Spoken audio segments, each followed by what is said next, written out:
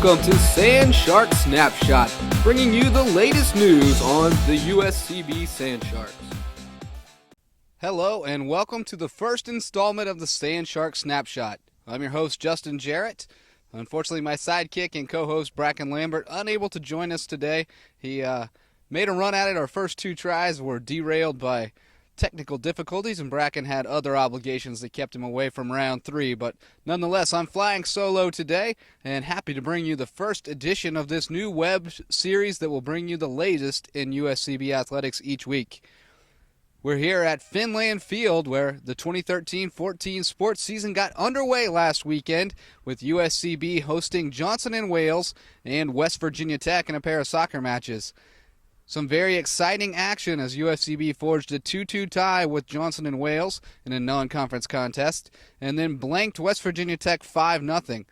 A great start for the Sand Sharks, who have a lot of new faces, a new look roster for Coach Ed Heberling in their third season. USCB 9-10 a year ago and looking to improve upon that, and they'll have to be as sharp as they were in the opening weekend as we head into week two, with Milligan, Tennessee coming in at 4 o'clock on Friday afternoon and Hastings, Nebraska at 1 o'clock on Sunday. A pair of tough matchups with tough opponents. But we'll talk to Coach Ed Heberling more about that later in the show, as well as touch base with senior midfielder Sinéad Byrne. For now, let's get to the highlights. Another season of Sand Sharks soccer got underway on Friday, with Johnson & Wales visiting for a non-conference matchup. Plenty of new faces on the USCB roster, and they would make an immediate impact. The visiting Wildcats got on the board first with a quick early goal, but USCB rallied around quickly and answered just 45 seconds later, and it's freshman Brittany Lawrence from Burlington, Ontario, Canada, who gets the first goal of the season, rips one inside the left post from 18 yards, and the Sand Sharks tie it at 1. Lawrence, the first player in school history to score a goal in her debut, and she would add an assist later, assisting on Stephanie Moldenhauer's tying goal as USCB forges a 2-2 tie. Back in action on Saturday, West Virginia Tech visiting Finland Field.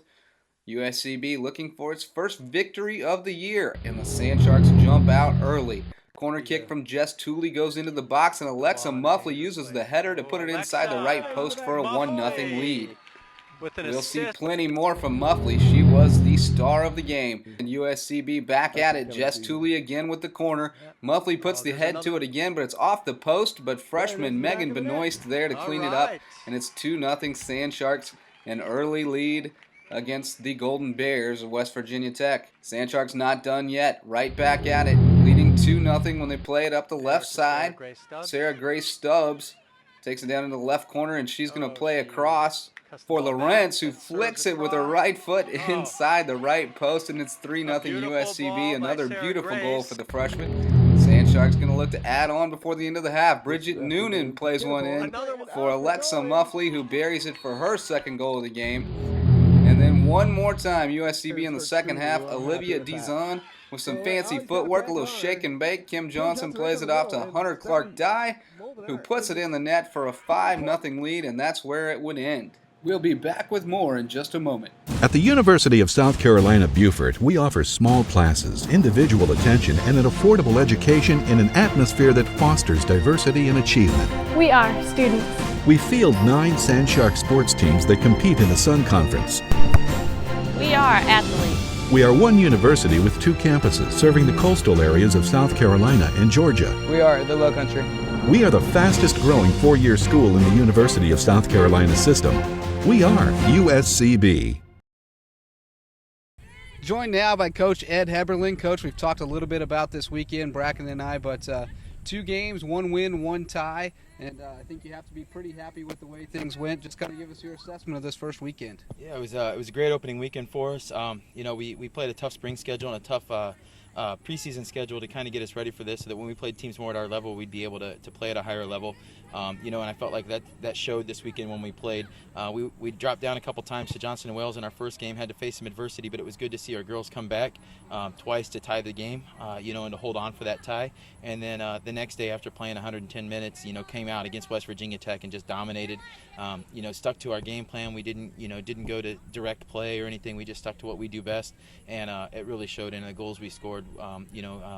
That the stuff we were practicing on got implemented in the games this weekend. Sure, and you're going to have to execute well again this weekend to be successful with a couple of tough opponents coming in. I know that folks probably don't know a lot about Milligan and Hastings, but tell us about what you're up against this weekend. Yeah, we're up to some very talented teams this weekend. Milligan is typically a top 3-4 team in their conference out of the Appalachian Athletic Conference.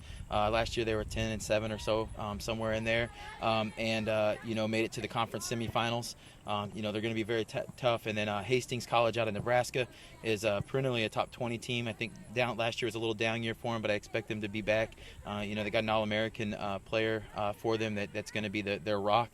We're going to be really challenged. It's part of our growth and development, though, is to play the better teams to kind of see where we're at. So when we go face the top teams in our conference, we're ready for that kind of competition. Thanks so much, Coach, for joining us. We appreciate it and enjoyed thoroughly watching your team this weekend, and look forward to a great season of Sand Shark soccer. Appreciate it, JJ. Thank you.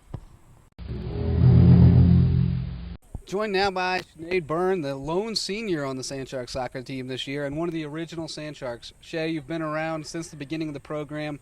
After seeing what you saw this weekend, are you just amazed at how far this program has come in 2 short years? Amazed, but excited. I mean, Coach has done such a great job over the past 2 years, and our recruiting class this year was really, really good compared to our first year when he only had 6 months to recruit.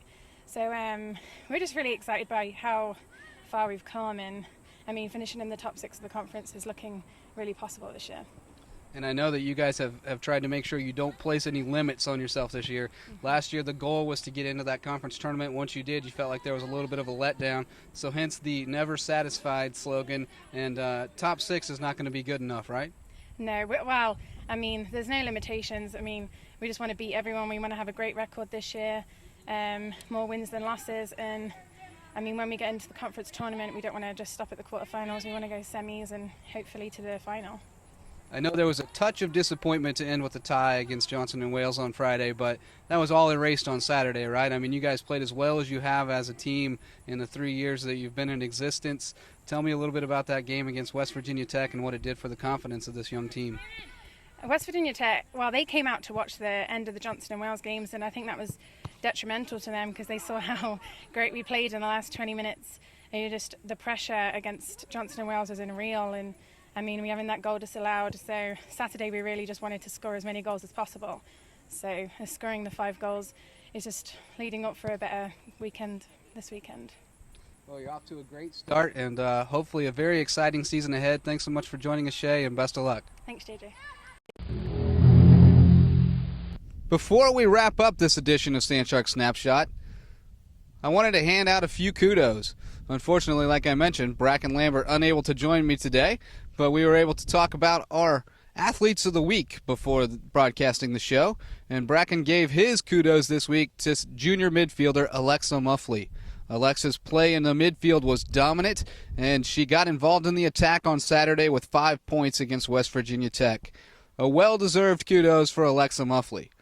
With Alexa off the table, I had to give my Athlete of the Week honors to freshman Brittany Lawrence. The freshman from Burlington, Ontario, Canada, also had 5 points on the weekend. She scored her first goal and her first assist in the opener against Johnson & Wales and added her second goal in game number 2 against West Virginia Tech. She's the first player in Sand Shark soccer history to score a goal or an assist in her first game, and she is off to a great start, already halfway to the school's single-season points record. Well, that's going to do it for this week of Sand Shark Snapshot. We'll be back with you next week when we'll have a wrap-up of this weekend's soccer contests, as well as a recap of the first competition of the season for the Sand Shark cross-country teams. They'll be in action Friday evening at the Gamecock Invitational in Columbia. We hope you'll join us then. We look forward to it, and until then, get your fins up. This has been Sand Shark Snapshot. Find out more at uscbathletics.com.